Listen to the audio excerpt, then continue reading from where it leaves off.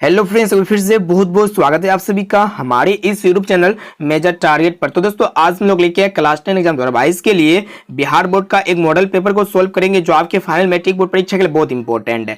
दोस्तों अगर आप भी इस बार मैट्रिक बोर्ड परीक्षा देने वाले हैं ना, अगर आपका भी टारगेट है कि आपका साइंस में 80 में 80 आए तो इस वीडियो को संपूर्ण शुरू से लेकर आखिरी तक कंसंट्रेट होकर जरूर देखिएगा। और दोस्तों इस वीडियो को संपूर्ण शुरू से लेकर आखिरी तक देख लेते हैं ना तो आपके फाइनल मैट्रिक बोर्ड परीक्षा में 100% सभी प्रश्न देखने को मिलेगा। और दोस्तों ये साइंस का ओरिजिनल मॉडल पेपर है। अगर आपका भी टारगेट है 80 में 80 लाना तो इस वीडियो को संपूर्ण शुरू से लेकर आखिरी तक जरूर देखिएगा। तो फ्रेंड्स फटाफट से वीडियो को लाइक कर दीजिएगा, चैनल पर नए हैं ना तो प्लीज चैनल को सब्सक्राइब करके बेल आइकन को प्रेस करके ऑल पर जरूर सेलेक्ट कर लीजिएगा। तो आइए देखते हैं यहाँ पे आज का फर्स्ट प्रश्न जो अत्यंत ही महत्वपूर्ण देखिएगा कि शुद्ध जल कैसा होता है। काफी महत्वपूर्ण है। ऑप्शन ए है अम्लीय और ऑप्शन बी है क्षारीय और ऑप्शन सी है उदासीन और ऑप्शन डी में आपका दिया हुआ है इनमें से कोई नहीं। तो दोस्तों शुद्ध जल जो है ना उदासीन होता है, यानी कि यहाँ पे हमारा ऑप्शन नंबर सी जो है ना बिल्कुल से उत्तर हो जाएगा।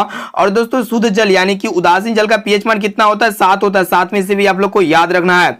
अब चलिए फ्रेंड्स देखते हैं यहाँ पे दूसरा प्रश्न।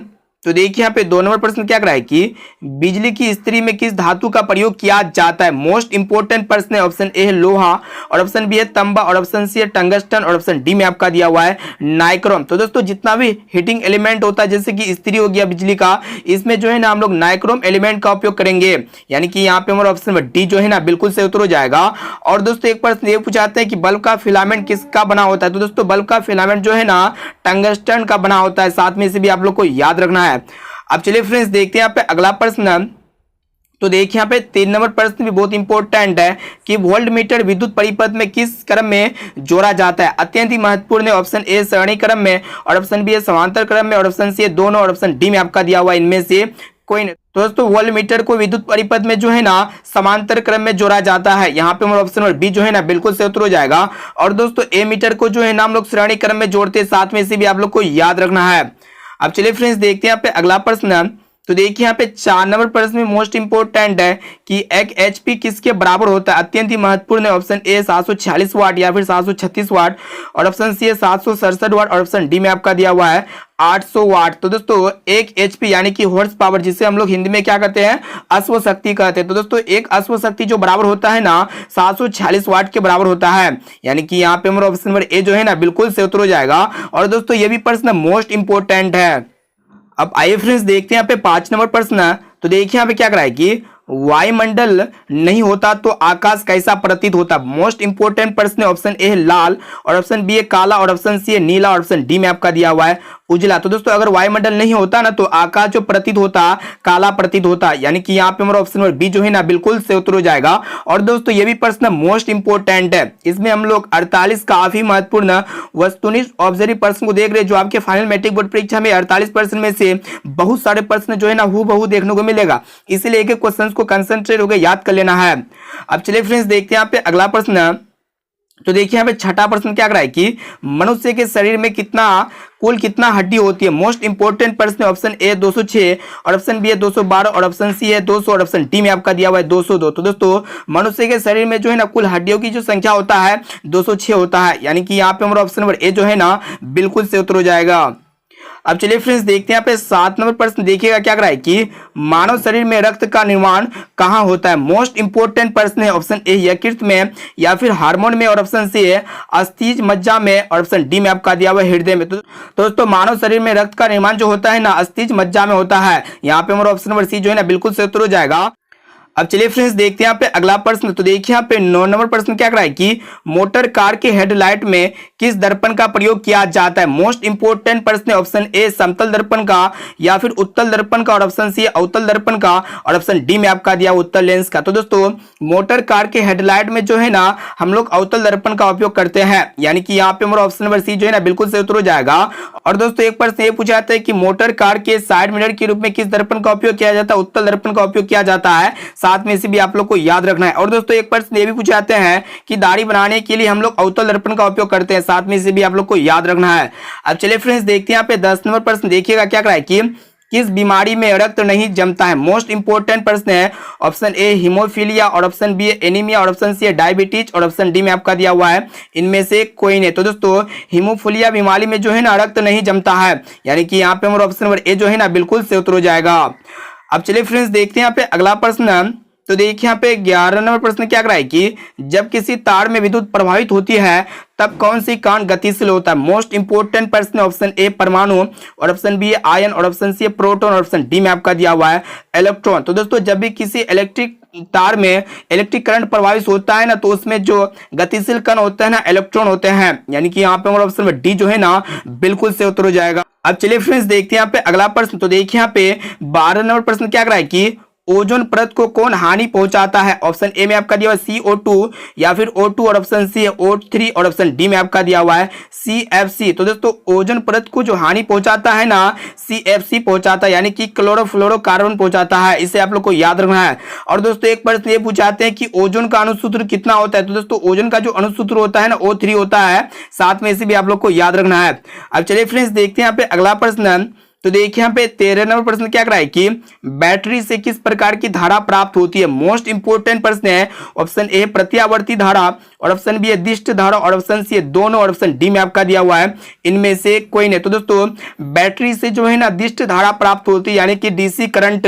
यहाँ पे मेरा ऑप्शन बी जो है ना बिल्कुल से उत्तर हो जाएगा। तो दोस्तों इस वीडियो में हम लोग अत्यंत ही महत्वपूर्ण मोस्ट इंपोर्टेंट 48 वस्तुनिष्ठ ऑब्जेक्टिव क्वेश्चंस को देख रहे हैं, जो आपके फाइनल मैट्रिक बोर्ड परीक्षा के लिए बहुत इंपॉर्टेंट है। और दोस्तों ये 48 ऑब्जेक्टिव प्रश्न को देख लेते हैं ना, तो आपके फाइनल मैट्रिक बोर्ड परीक्षा में बहुत सारे प्रश्न हूबहू देखने को मिलेगा। इसलिए क्वेश्चंस को कंसंट्रेट होके याद कर लेना है। अब चलिए फ्रेंड्स देखते हैं यहाँ पे 14 नंबर प्रश्न देखिएगा क्या कर रहा है कि शरीर की सबसे कठोर पदार्थ क्या है। काफी महत्वपूर्ण है। ऑप्शन ए है इनामेल, और ऑप्शन बी हड्डी, और ऑप्शन सी है मांसपेशी, और ऑप्शन डी में आपका दिया हुआ है त्वचा। तो दोस्तों शरीर की जो सबसे कठोर पदार्थ है ना, इनामेल है। यहाँ पे हमारा ऑप्शन नंबर ए जो है ना बिल्कुल से उत्तर हो जाएगा। और दोस्तों यह इनामेल जो होता है ना दांत की ऊपरी परत होता है। अब चलिए फ्रेंड्स देखते हैं यहाँ पे अगला प्रश्न। तो देखिए यहाँ पे 15 नंबर प्रश्न क्या कराए कि ऊर्जा का प्रवाह होता है। ऑप्शन ए एक दिशीय, और ऑप्शन बी है द्विदिशीय, और ऑप्शन सी है चारों ओर, और ऑप्शन डी में आपका दिया हुआ है ऊपर की ओर। तो दोस्तों ऊर्जा का प्रवाह जो होता है ना एक दिशीय होता है, यानी कि यहाँ पे हमारा ऑप्शन नंबर ए जो है ना बिल्कुल से उत्तर हो जाएगा। अब चलिए फ्रेंड्स देखते हैं यहाँ पे अगला प्रश्न। प्लीज वीडियो को संपूर्ण शुरू से लेकर आखिर तक जरूर देखिएगा। तो दोस्तों अभी तक वीडियो को लाइक नहीं किए ना, तो वीडियो को लाइक जरूर कर दीजिएगा। और चैनल पर नए हैं ना, तो प्लीज चैनल को सब्सक्राइब करके बेल आइकन को प्रेस करके ऑल पर जरूर सिलेक्ट कर लीजिएगा। तो देखिए यहाँ पे 16 नंबर प्रश्न क्या कराए कि गिरहनी भाग होता है। ऑप्शन ए मुख गुहा में, या फिर अमाशय का, और ऑप्शन सी छोटी आंत का, और ऑप्शन डी में आपका दिया हुआ बड़ी आंत का। तो दोस्तों गिरहनी भाग जो होता है ना छोटी आंत का होता है। यहाँ पे हमारा ऑप्शन नंबर सी जो है ना बिल्कुल से उत्तर हो जाएगा। और दोस्तों छोटी आंत को जो है ना क्षुद्रांत भी कहा जाता है, साथ में इसे भी आप लोग को याद रखना है। अब चलिए फ्रेंड्स देखते हैं यहाँ पे 17 नंबर प्रश्न देखिएगा क्या कराए कि किसका प्रयोग खाना बनाने वाले ईंधन के रूप में नहीं होता है। मोस्ट इंपोर्टेंट प्रश्न है। ऑप्शन ए CNG, और ऑप्शन बी LPG, और ऑप्शन सी है गोबर गैस, और ऑप्शन डी में आपका दिया हुआ है कोयला। तो दोस्तों हम लोग जो है ना CNG का उपयोग खाना बनाने वाले ईंधन के रूप में नहीं करते हैं। यहाँ पे हमारा ऑप्शन नंबर ए जो है ना बिल्कुल से उत्तर हो जाएगा। और दोस्तों इस CNG का उपयोग जो है ना हम लोग वाहनों के ईंधन के रूप में करते हैं, इसे आप लोग को याद रखना है। अब चलिए फ्रेंड्स देखते हैं यहाँ पे अगला प्रश्न। तो देखिए यहाँ पे 18 नंबर प्रश्न क्या कराए कि पादप में अपशिष्ट पदार्थ कहां संचित रहता है। मोस्ट इंपोर्टेंट प्रश्न है। ऑप्शन ए फलों में, और ऑप्शन बी है छाल में, और ऑप्शन सी है फूलों में, और ऑप्शन डी में आपका दिया हुआ है इनमें से कोई नहीं। तो दोस्तों पादप में जो अपशिष्ट पदार्थ संचित रहता है ना, छाल में संचित रहता है, यानी कि यहाँ पे हमारा ऑप्शन नंबर बी जो है ना बिल्कुल से उत्तर हो जाएगा। अब आइए फ्रेंड्स देखते हैं यहाँ पे अगला प्रश्न है। तो देखिए यहाँ पे 19वां प्रश्न मोस्ट इंपोर्टेंट है कि प्रकाश तरंग है। तो दोस्तों ऑप्शन ए में आपका दिया हुआ ध्वनि तरंग, या फिर विद्युत चुंबकीय तरंग, और ऑप्शन सी है पराबैंगनी तरंग, और ऑप्शन डी में आपका दिया हुआ है परासर्व तरंग। तो दोस्तों प्रकाश जो है ना यह एक प्रकार का विद्युत चुंबकीय तरंग है जो हमें दृष्टि संवेदना देती है। यहाँ पे हमारा ऑप्शन नंबर बी जो है ना बिल्कुल से उत्तर हो जाएगा। और दोस्तों एक प्रश्न ये पूछे आते हैं कि प्रकाश जो है ना किस रेखा में गमन करती है। तो दोस्तों प्रकाश हमेशा जो है ना सीधी रेखा में गमन करती है, इसे आप लोग को याद रखना है। अब चलिए फ्रेंड्स देखते हैं यहाँ पे अगला प्रश्न। तो देखिए यहाँ पे 20 नंबर प्रश्न क्या कराए कि परावर्तन के नियम कौन सा है। ऑप्शन ए में आपका दिया आपतन कोण क्या परावर्तन कोण के बराबर होता है, क्या आपतन कोण अपवर्तन कोण, और ऑप्शन सी है आपतन कोण क्या विचलन कोण के बराबर होता है, या फिर परावर्तन कोण क्रांतिक कोण के बराबर होता है। तो दोस्तों परावर्तन का जो नियम कहता है ना आपतन कोण परावर्तन कोण के बराबर होता है, यही परावर्तन का नियम है। यहाँ पे मेरा ऑप्शन नंबर ए जो है ना बिल्कुल से उत्तर हो जाएगा, यानी कि कोण आई जो होता है ना ये कोण आर के बराबर होता है, साथ में इसे भी आप लोग को याद रखना है। अब चलिए फ्रेंड्स देखते हैं यहाँ पे अगला प्रश्न। तो देखिए यहाँ पे 21 नंबर प्रश्न क्या करा है कि अंतरिक्ष यात्रियों को आकाश का रंग कैसा दिखाई पड़ता है। मोस्ट इंपोर्टेंट है, ऑप्शन ए है लाल या फिर काला, और ऑप्शन सी है नीला, और ऑप्शन डी में आपका दिया हुआ है पीला। तो दोस्तों अंतरिक्ष यात्री को आकाश का जो रंग दिखाई देता है ना, काला दिखाई देता है। और दोस्तों अगर आप पृथ्वी से आकाश को देखिएगा तो आपको नीला दिखेगा, इसे आप लोग को साथ में याद रखना है। अब चलिए फ्रेंड्स देखते हैं यहाँ पे 22 नंबर प्रश्न जो अत्यंत ही महत्वपूर्ण है। देखिएगा कि प्रकाश संश्लेषण के दौरान किसकी उत्पत्ति होती है। मोस्ट इंपोर्टेंट प्रश्न है, ऑप्शन ए प्रकाश की, या फिर प्रोटीन की, और ऑप्शन सी ग्लूकोज की, और ऑप्शन डी में आपका दिया हुआ है वसा की। तो दोस्तों प्रकाश संश्लेषण के दौरान ग्लूकोज की उत्पत्ति होती है। यहाँ पे हमारा ऑप्शन नंबर सी जो है ना बिल्कुल से उत्तर हो जाएगा। और दोस्तों एक प्रश्न ये पूछा था कि ग्लूकोज का अनुसूत्र कितना होता है। तो दोस्तों ग्लूकोज का जो अनुसूत्र होता है ना C6H12O6 होता है, साथ में इसी भी आप लोग को याद रखना है। अब चलिए फ्रेंड्स देखते हैं यहाँ पे अगला प्रश्न। तो देखिए यहाँ पे 23 नंबर प्रश्न भी बहुत ही महत्वपूर्ण है। देखिएगा यहाँ पे क्या कराए कि अरक्षी कोशिका कहाँ पाया जाता है। मोस्ट इंपोर्टेंट प्रश्न है, ऑप्शन ए जड़ में, या फिर मूलरोम में, और ऑप्शन सी पत्ती में, और ऑप्शन डी में आपका दिया हुआ फूलों में। तो दोस्तों अरक्षी कोशिका जो है ना ये पत्तियों में पाई जाती है, इसे आप लोग को याद रखना है। यानी कि यहाँ पे हमारा ऑप्शन नंबर सी जो है ना बिल्कुल से उत्तर हो जाएगा। अब चलिए फ्रेंड्स देखते हैं यहाँ पे अगला प्रश्न। तो देखिए यहाँ पे 24 नंबर प्रश्न भी बहुत इंपॉर्टेंट है। देखिएगा कि जाइलम में जल का परिवहन किस दिशा में होता है। मोस्ट इंपोर्टेंट प्रश्न है और 100% आने की संभावना है। तो दोस्तों इस वीडियो में हम लोग काफी महत्वपूर्ण 48 वस्तुनिष्ठ ऑब्जेक्टिव क्वेश्चंस को देख रहे हैं, जो आपके फाइनल मैट्रिक बोर्ड परीक्षा में 48 प्रश्न में से बहुत सारे प्रश्न जो है ना हूबहू देखने को मिलेगा। इसलिए क्वेश्चन को कंसंट्रेट होकर याद कर लेना है। और दोस्तों ये 48 प्रश्न में से अगर आपको जो भी प्रश्न अगर याद ना हो ना, तो उस प्रश्न को अपने नोटबुक में नोट करके उसे जरूर याद कर लीजिएगा। तो दोस्तों क्वेश्चन ये कराया कि जाइलम में जल का परिवहन किस दिशा में होता है। ऑप्शन ए पत्ती से जड़ की ओर, ऑप्शन बी है जड़ से तना की ओर, और ऑप्शन सी है दोनों ओर, और ऑप्शन डी में आपका दिया हुआ इनमें से कोई नहीं। तो दोस्तों जाइलम में जल का परिवहन जो है ना जड़ से तना की ओर होता है। यहाँ पे हमारा ऑप्शन नंबर बी जो है ना बिल्कुल से उत्तर हो जाएगा। अब आइए फ्रेंड्स देखते हैं यहाँ पे 25 नंबर प्रश्न। देखिएगा क्या कराए कि मनुष्य में 1 मिनट में कितनी बार हृदय धड़कता है। अत्यंत ही महत्वपूर्ण है। ऑप्शन ए 50 से 60 बार, या फिर 72 से 75 बार, और ऑप्शन सी 100 से 110 बार, और ऑप्शन डी में आपका दिया हुआ है 120 से 130 बार। तो दोस्तों मनुष्य में 1 मिनट में जो हृदय धड़कता है ना 72 से 75 बार धड़कता है। यानी कि यहाँ पे हमारा ऑप्शन नंबर बी जो है ना बिल्कुल से उत्तर हो जाएगा। अब चलिए फ्रेंड्स देखते हैं यहाँ पे 26 नंबर प्रश्न जो अत्यंत ही महत्वपूर्ण है। देखिएगा क्या कराए कि डायबिटीज किस कारण से होता है। मोस्ट इंपोर्टेंट प्रश्न है। ऑप्शन ए इंसुलिन की कमी से, या फिर प्रोटीन की कमी से, और ऑप्शन सी वसा की कमी से, और ऑप्शन डी है लवण की कमी से। तो दोस्तों ये डायबिटीज जो बीमारी होता है ना ये इंसुलिन की कमी से होता है। यानी कि यहाँ पे हमारा ऑप्शन नंबर ए जो है ना बिल्कुल से उत्तर हो जाएगा। अब आइए फ्रेंड्स देखते हैं यहाँ पे 27 नंबर प्रश्न। देखिएगा क्या कराए कि वयस्क मनुष्य के शरीर में कितना लीटर खून होता है। मोस्ट इंपोर्टेंट प्रश्न है। ऑप्शन ए 5 से 6 लीटर, या फिर 6 से 7 लीटर, और ऑप्शन सी 8 से 10 लीटर, और ऑप्शन डी में आपका दिया हुआ है 4 से 5 लीटर। तो दोस्तों एक वयस्क मनुष्य के शरीर में जो है ना 5 से 6 लीटर खून होता है। यहाँ पे हमारा ऑप्शन नंबर ए जो है ना बिल्कुल से उत्तर हो जाएगा। अब चलिए फ्रेंड्स देखते हैं यहाँ पे 28 नंबर प्रश्न क्या कराए कि बॉन्ड OH का क्रियाशील मूलक को कौन सा है। यहाँ पे हमारा ऑप्शन ए में दिया हुआ है कीटोन, या फिर एल्डिहाइड, और ऑप्शन सी एल्कोहल, और ऑप्शन डी में आपका दिया हुआ है बेंजीन। तो दोस्तों बॉन्ड OH का जो क्रियाशील मूलक है ना एल्कोहल है। यहाँ पे हमारा ऑप्शन नंबर सी जो है ना बिल्कुल से उत्तर हो जाएगा। अब चलिए फ्रेंड्स देखते हैं यहाँ पे अगला प्रश्न। तो देखिए यहाँ पे 29 नंबर प्रश्न क्या कराए कि एक वयस्क मनुष्य के कितने दांत होते हैं। मोस्ट इंपोर्टेंट प्रश्न है। ऑप्शन ए 28, या फिर 30, या फिर 32, और ऑप्शन सी 34। तो दोस्तों एक वयस्क मनुष्य के जो है ना 32 दांत होते हैं। यानी कि यहाँ पे हमारा ऑप्शन नंबर सी जो है ना बिल्कुल से उत्तर हो जाएगा। और दोस्तों यही जो 32 दांत होता है ना ये अस्थायी दांत होता है, साथ में से भी आप लोग को याद रखना है। अब चलिए फ्रेंड्स देखते हैं यहाँ पे 30 नंबर प्रश्न मोस्ट इंपोर्टेंट है कि अम्ल स्वाद में कैसा होता है। अत्यंत ही महत्वपूर्ण है। ऑप्शन ए खट्टा, और ऑप्शन बी है कड़वा, और ऑप्शन सी है तीखा, और ऑप्शन डी में आपका दिया हुआ है मीठा। तो दोस्तों अम्ल का जो स्वाद होता है ना खट्टा होता है। यहाँ पे हमारा ऑप्शन नंबर ए जो है ना बिल्कुल से उत्तर हो जाएगा। और दोस्तों एक प्रश्न ये पूछा था कि क्षार का स्वाद कैसा होता है। तो दोस्तों क्षार का जो स्वाद होता है ना वो आपका कड़वा होता है, साथ में इसे भी आप लोग को याद रखना है। अब चलिए फ्रेंड्स देखते हैं यहाँ पे अगला प्रश्न। तो देखिए यहाँ पे 31 नंबर प्रश्न क्या कराए कि आवेश के प्रवाह के दर को क्या कहते हैं। मोस्ट इंपोर्टेंट प्रश्न है। ऑप्शन ए विद्युत शक्ति, और ऑप्शन बी विद्युत धारा, और ऑप्शन सी प्रतिरोध, और ऑप्शन डी में आपका दिया हुआ है विभवांतर। तो दोस्तों आवेश के प्रवाह के दर को हम लोग जो है ना विद्युत धारा कहते हैं। और दोस्तों विद्युत धारा का जो SI मात्रक होता है ना एम्पियर होता है, साथ में से भी आप लोग को याद रखना है। बहुत ही महत्वपूर्ण प्रश्न है। अब चलिए फ्रेंड्स देखते हैं यहाँ पे अगला प्रश्न।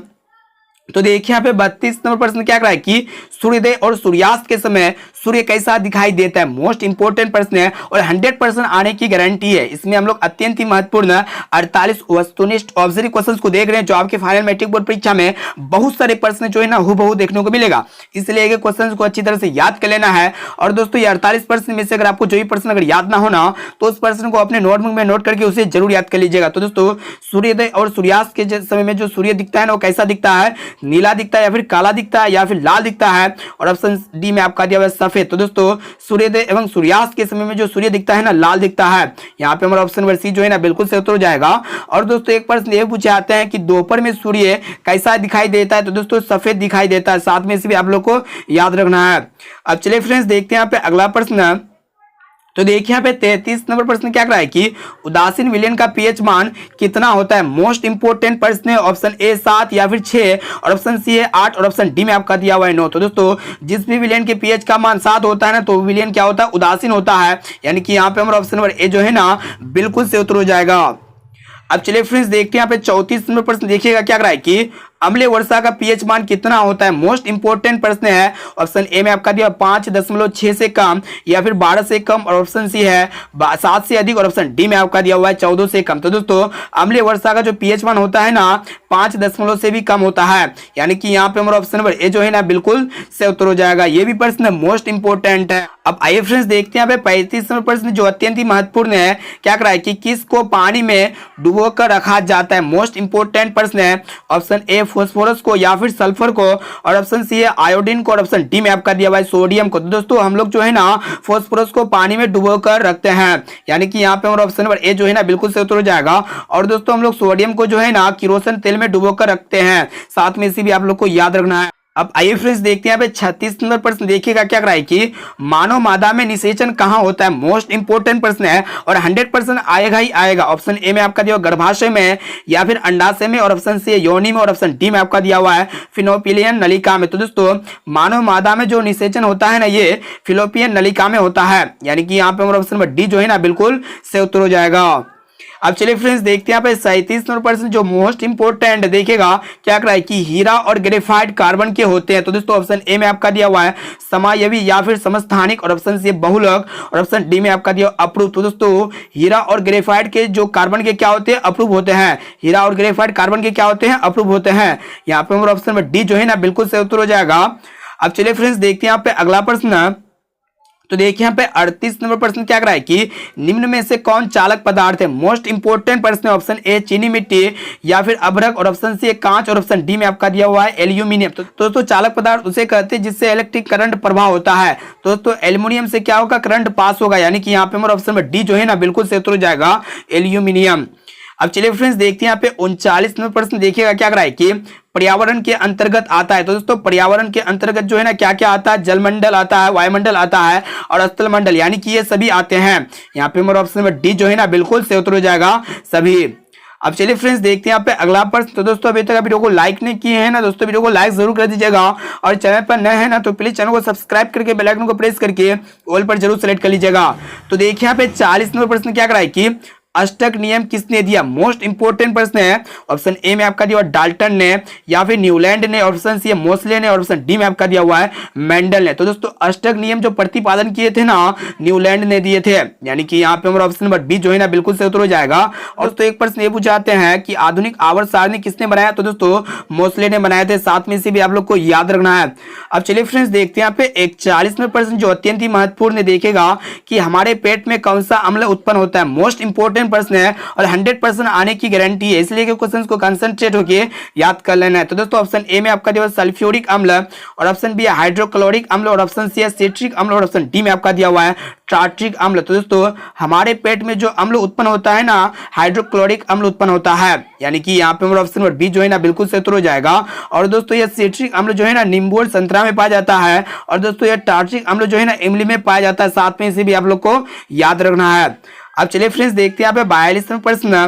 तो देखिए यहाँ पे क्या कर रहा है कि विद्युत चुंबक बनाने के लिए किस पदार्थ का प्रयोग करते हैं? मोस्ट इंपोर्टेंट प्रश्न है। ऑप्शन ए है इस्पात का, या फिर नर्म लोहा का, और ऑप्शन सी है पित्तल का, और ऑप्शन डी में आपका दिया हुआ है कोबाल्ट का। तो दोस्तों विद्युत चुम्बक बनाने के लिए हम लोग जो है ना नर्म लोहा का उपयोग करते हैं, यानी कि यहाँ पे हमारा ऑप्शन नंबर बी जो है ना बिल्कुल सही उत्तर हो जाएगा।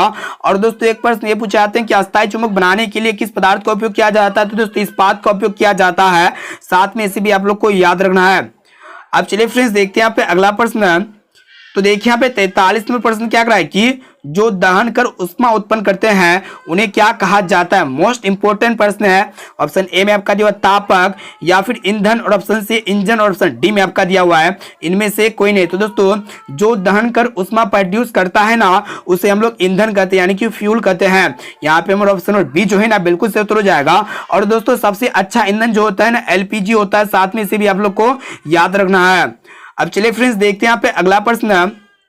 तो देखिए यहाँ पे 44वां प्रश्न क्या कर रहा है कि रक्त है। तो दोस्तों ऑप्शन ए में आपका दिया हुआ तरल संयोजी उत्तक, या फिर वास्तविक संयोजी उत्तक, और ऑप्शन सी है कंकाल उत्तक, और ऑप्शन डी में आपका दिया हुआ है एडिपोज उत्तक। तो दोस्तों रक्त जो है ना एक प्रकार का तरल संयोजी उत्तक होता है, यानी कि यहाँ पे हमारा ऑप्शन नंबर ए जो है ना बिल्कुल सही उत्तर हो जाएगा। काफी महत्वपूर्ण प्रश्न को देख रहे, प्लीज वीडियो को संपूर्ण शुरू से लेकर आखिर तक जरूर देखिएगा। और दोस्तों ये रक्त का जो कलर होता है ना लाल किसके कारण होता है? हीमोग्लोबिन के कारण होता है। साथ में इसे भी आप लोग को याद रखना है। अब आइए फ्रेंड्स देखते हैं यहाँ पे 45वां प्रश्न जो अत्यंत ही महत्वपूर्ण है। तो देखिए यहाँ पे क्या कर रहा है कि दो हल्के नाभिक जुड़कर एक भारी नाभिक का निर्माण करते हैं, उसे क्या कहते हैं? मोस्ट इंपोर्टेंट प्रश्न है। ऑप्शन ए में आपका दिया हुआ नाभिक के संलयन, या फिर नाभिक के विखंडन, और ऑप्शन सी है दोनों, और ऑप्शन डी में आपका दिया हुआ इनमें से कोई नहीं। तो दोस्तों जब दो हल्के नाभिक जुड़कर एक भारी नाभिक का निर्माण करता है ना उसे हम लोग नाभिक के संलयन कहते हैं, यानी कि यहाँ पे हमारा ऑप्शन नंबर ए जो है ना बिल्कुल सही उत्तर हो जाएगा। अब आइए फ्रेंड्स देखते हैं यहाँ पे 46वां प्रश्न। देखिएगा क्या कराए कि एक उत्तम ईंधन है। तो दोस्तों ऑप्शन ए में आपका दिया हुआ कोयला, या फिर लकड़ी, और ऑप्शन सी है पेट्रोलियम, और ऑप्शन डी में आपका दिया हुआ है एलपीजी। तो दोस्तों एक उत्तम ईंधन जो है ना एलपीजी है, यानी कि यहाँ पे हमारा ऑप्शन नंबर डी जो है ना बिल्कुल सही उत्तर हो जाए। अब आइए फ्रेंड्स देखते हैं यहाँ पे 47वां प्रश्न मोस्ट इंपोर्टेंट। देखिएगा क्या कराए कि क्लोरोफिल वर्णक का रंग कैसा होता है? मोस्ट इंपोर्टेंट प्रश्न है। ऑप्शन ए हरा, या फिर लाल, और ऑप्शन सी पीला, और ऑप्शन डी में आपका दिया हुआ है नीला। तो दोस्तों क्लोरोफिल वर्णक का जो कलर होता है जो रंग होता है ना हरा होता है, यानी कि यहाँ पे हमारा ऑप्शन नंबर ए जो है ना बिल्कुल सही उत्तर हो जाएगा। अब चलिए फ्रेंड्स देखते हैं यहाँ पे आज का लास्ट प्रश्न जो अत्यंत ही महत्वपूर्ण है, मोस्ट इंपोर्टेंट है कि इनमें में से कौन चुंबकीय पदार्थ नहीं है? ऑप्शन ए में आपका दिया हुआ लोहा, या फिर निकेल, और ऑप्शन सी पित्तल, और ऑप्शन डी में आपका दिया हुआ है कोबाल्ट। तो दोस्तों आप लोग को बता देते हैं जो चुंबकीय पदार्थ नहीं होता है ना पित्तल नहीं होता है, इनके अलावा लोहा, निकेल और कोबाल्ट ये तीनों जो है ना चुंबकीय पदार्थ होते हैं, यानी कि यहाँ पे हमारा ऑप्शन नंबर सी जो है ना बिल्कुल सही उत्तर हो जाएगा। पीतल एक प्रकार का चुंबकीय पदार्थ नहीं है, इसे आप लोग को याद रखना है। दोस्तों इस वीडियो में हम लोग काफी महत्वपूर्ण अत्यंत महत्वपूर्ण 48 ऑब्जेक्टिव क्वेश्चंस को देख चुके हैं जो आपके फाइनल मैट्रिक बोर्ड परीक्षा में ये 48% में से बहुत सारे प्रश्न जो है ना हूबहू देखने को मिलेगा। तो दोस्तों इस 48% में से अगर आपको जो भी प्रश्न अगर याद ना होना तो उस प्रश्न को अपने नोटबुक में नोट करके उसे जरूर याद कर लीजिएगा। और दोस्तों आप लोग हमें कमेंट करके जरूर बताइएगा कि 48% में से पहले से आप लोगों को कितना प्रश्न याद था।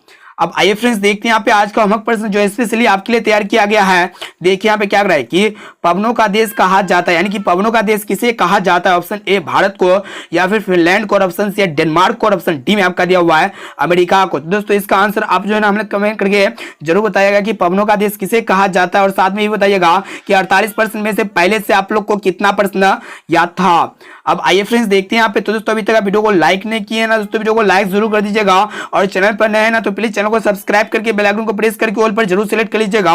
और दोस्तों इस वीडियो को अपने दोस्तों में एक बार जरूर शेयर कीजिए ताकि वो भी जो है ना बोर्ड परीक्षा में अच्छे से अच्छे मार्क्स ला सके।